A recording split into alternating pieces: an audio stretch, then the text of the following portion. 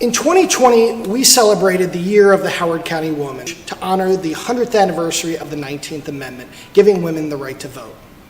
It has been a worthwhile, fascinating, and educational journey to recognize the Howard County women, past and present, who have contributed to our county with their hard work, ingenuity, and spirit. We owe a debt of gratitude to these women who have paved the road for us, and this is our way of honoring their accomplishments. The Howard County Historical Society and the Museum of Howard County History would not exist if not for Alda Tyson Hopkins Clark. Mrs. Clark purchased the First Presbyterian Church in the Historic District in 1958 to serve as the home of the Howard County Historical Society, and as a memorial for her distinguished husband, Judge James Clark Sr. Together they had 4 sons, James Jr., John, Joseph, and Samuel. They lived and raised their children at Key Waden. James Clark Jr. was elected to the House of Delegates in 1958 and the Senate in 1962. Alda Tyson Hopkins was born at Whitehall in 1891, one of 5 children born to Samuel and Martha Tyson Smith Hopkins. Among her many talents, she was one of the first women in Howard County to drive a car in the early 1900s. From a young age, her love of horses led her to a career in thoroughbred horse breeding and riding. She was a hands-on trainer and groomed some of the finest racehorses in Maryland. Her passion for horses led her to write the book Hold Hard, that documents her life in horse breeding, horse shows, and riding. Alda represents the character and spirit that many women from our past have exhibited. Let's now take a quick historical tour of Ellicott City, focusing on the places where women made their mark in town.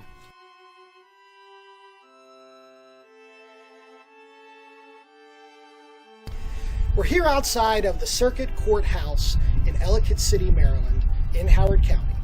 Built in 1843, this was one of the sites that was nominated by the Howard County Historical Society for the National Park Service Underground Railroad Network to Freedom Trail.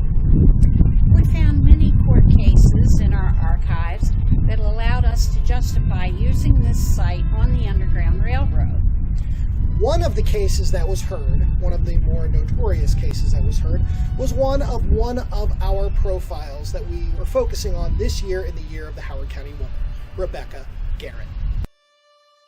Geographically located in the Upper South and between the major cities of Washington, D.C. and Baltimore, Howard County was a pathway on the Underground Railroad for thousands of enslaved from the South seeking freedom in the North. Here in Howard County, for enslaved and free alike, the lines between slavery and freedom were blurred. Such is the case of Rebecca Garrett, one of our women profiled this year.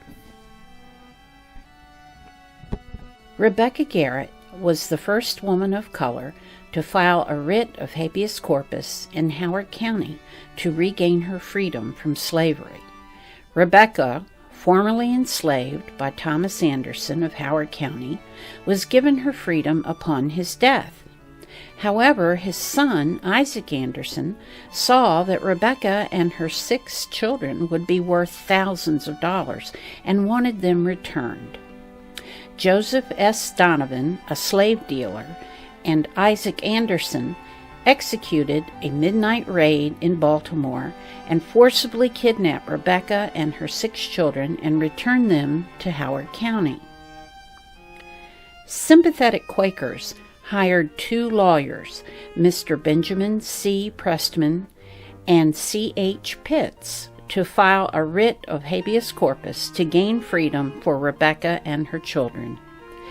After lumbering through court in the Howard District and Baltimore City, Rebecca won the case after 3 years of litigation and was given freedom for herself and her children. Upon her release, Rebecca and her children returned to their home in Baltimore.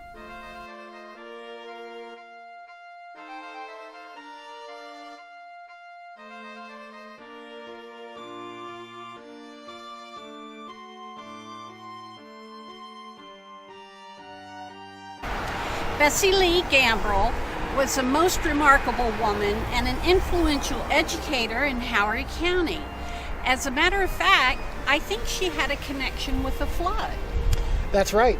One of the many floods, the 30 floods that have plagued Ellicott City's history. In 1899, Bessie Lee Gamble lived right here off of Forest Street, and her building was washed away in the flood of 1899. Let's go ahead and hear a little bit about Bessie Lee Gamble.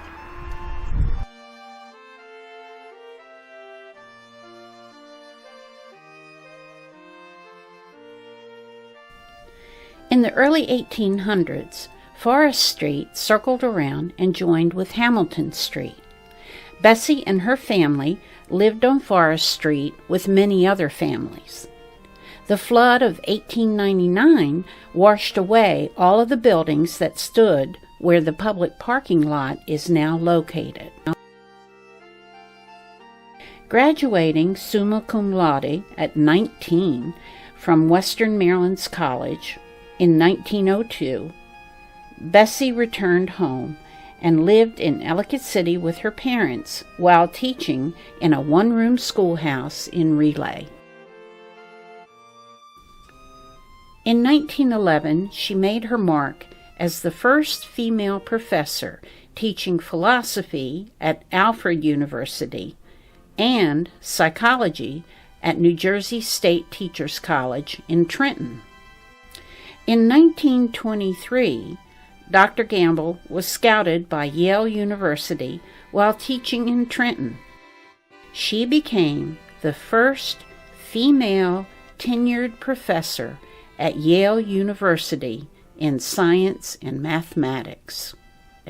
Bessie lived to be 105 years old.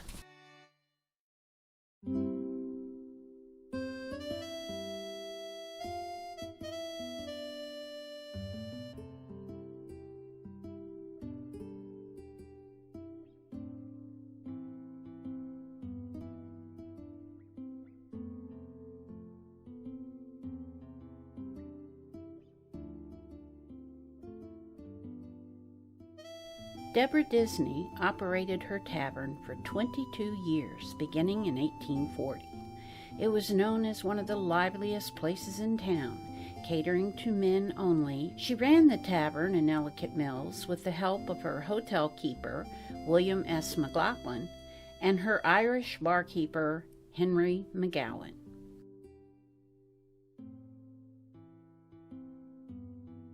The Ellicott City landmark was originally constructed in 1790 and is registered on the Maryland Inventory of Historic Places as one of the oldest remaining structures in Ellicott City. She bought the building for $6,000 from William Lorman, which included 10 acres of land. Her most notable achievement was that Deborah Disney generously donated the land behind the tavern on October 6, 1840, for the construction of the Howard County Courthouse that was completed in 1843. It turned out to be a good business decision, for it was a favorite place for those who served on jury duty and a focal point for the town. Jurists would walk out the back door, up a few steps, and across a bridge to the courthouse. Oddly, as noted in court records, no one was ever reported as late for jury duty. Farmers from the western part of the county would stop in for refreshment and the local gossip, as it was the center of activity in town. Disney's Tavern was the heartbeat of Ellicott City. Although Miss Disney sold the tavern on February 5, 1862, to John R. Clark, it has been noted that the tavern continued to operate until at least 1868. Laura Lawrison Byrne was president of the Howard County chapter of the Just Government League, a leader in the suffrage movement. In 1910, Mrs. Byrne lived at Disney's Tavern on Main Street with her husband Bernard and daughter Miss Laura Byrne and Bernard's sister Eliza. Her husband, Dr. B.J. Byrne, was a prominent doctor in Ellicott City. Mrs. Byrne held many meetings at Disney Tavern, which included speakers like Belva Lockwood, the oldest practicing female attorney in the United States. She would also set up booths on the sidewalk in Ellicott City to hand out buttons, pamphlets, and educational material. She worked closely with Colonel W.S. Powell, editor of the Ellicott City Times, that was the first newspaper in Maryland to support women's suffrage. The support of Colonel Powell and many other gentlemen in the county helped to promote the Just Government League. Laura did not flaunt her life of privilege, but worked diligently for the Just Government League. She traveled the state, giving lectures, organizing committee meetings, and providing educational material and fundraising for the cause.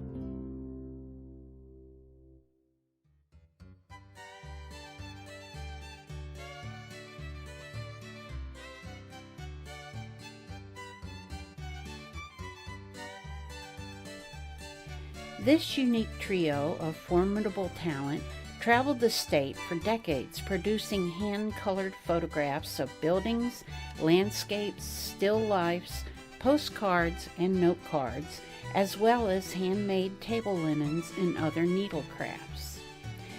The noted Baltimore photographer A. Aubrey Bodine once remarked of their work, "I could reach up and pull the flowers right out of the picture." Ahead of her time, Elsie Jones bought a Voigtlander camera in the 1930s for an exorbitant $132 and took photos throughout Howard County.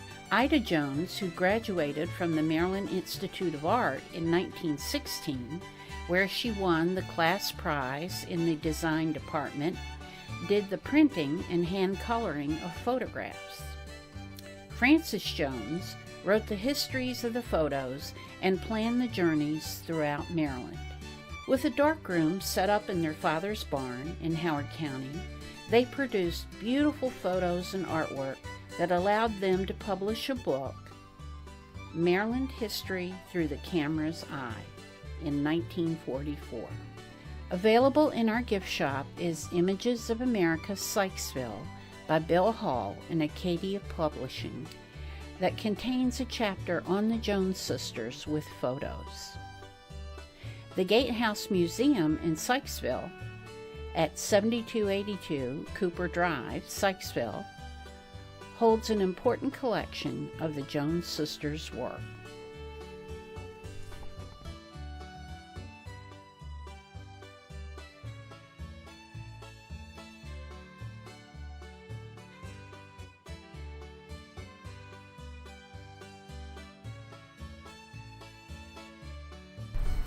Mary Melvin lived on Hill Street, and she worked very hard with Laura Lawrence Byrne to promote the suffrage movement in Howard County. And she did this despite the fact that she was blind. Amazing. So let's learn a little bit more about Mary Melvin. Mary Melvin has the distinct accomplishment of being a superior suffragist, but also did it as a blind person. The Melvin family lived on Hill Street in 1910. Mary's father was an editor, and her mother, Jenny Melvin, took care of their 2 girls and 2 boys. As a child, Mary contracted an illness that left her blind. Mary's parents divorced, and since Mary required full-time care, her mother and 2 daughters moved to Baltimore where Mary was enrolled in the School for the Blind. Mary was an honor student and a suffragist at the Women's College of Baltimore, now Goucher College. She impressed classmates with her zeal and academic achievement. Mary, her mother, and her sister Ann Delia collected signatures at the 1911 Maryland State Fair. All three worked for the Equal Suffrage League and the Just Government League. Mary marched in the 1913 Women's Suffrage Procession in Washington, D.C. Okay, well, we just finished up on Hill Street, and Hill Street just happens to be located right next to the world-famous Judge's Bench. So, Paulette, what do you think? I think you and I will go in and have a drink while you go get your next glass of wine. Sounds like a plan.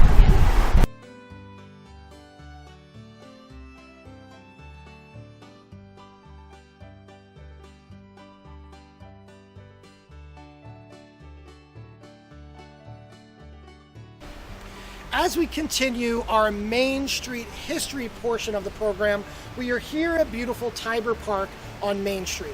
And we happen to be right next door to what was once known as the Craft Meat Market.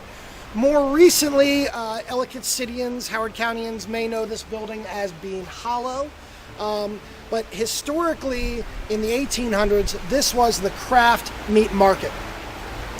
This is the site of one of the most successful businesswomen in our profile. Dorothy Craft was known as, at the time, as being one of the richest women in Howard County.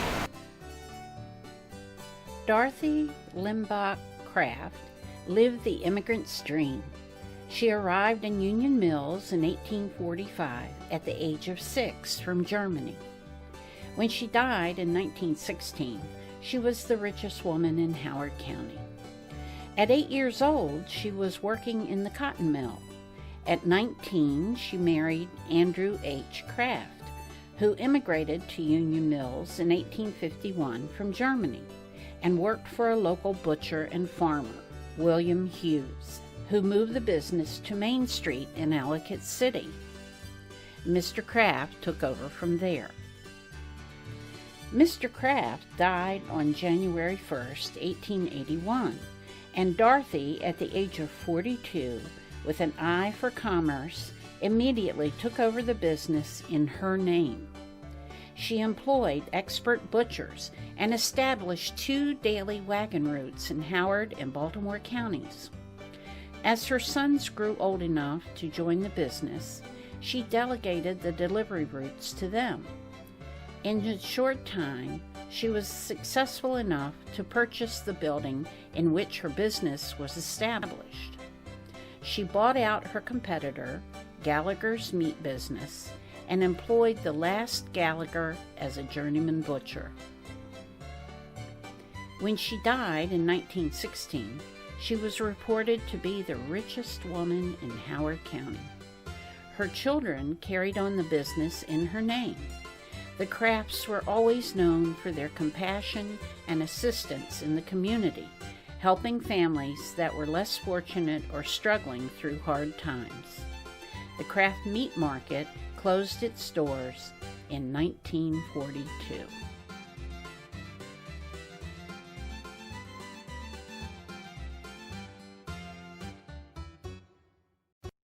Well, that sure was a lot of fun.